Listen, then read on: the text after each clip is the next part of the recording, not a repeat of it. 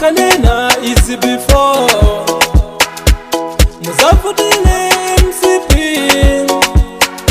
kunani lelo siko likulila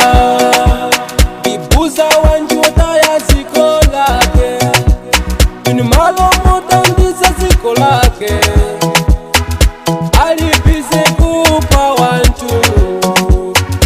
koma chaka chino sitilola njoka yoti mujosa siti kumufuna inundi chilombo ndapiti mujosa siti kufuna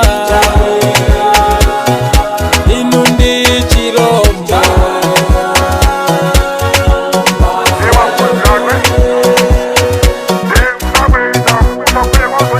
aburo wataoneko masu watu wa asetuka azanga bamalila mweli omabeti sinta tunda wapunguka tikupita kusese tizalole kuli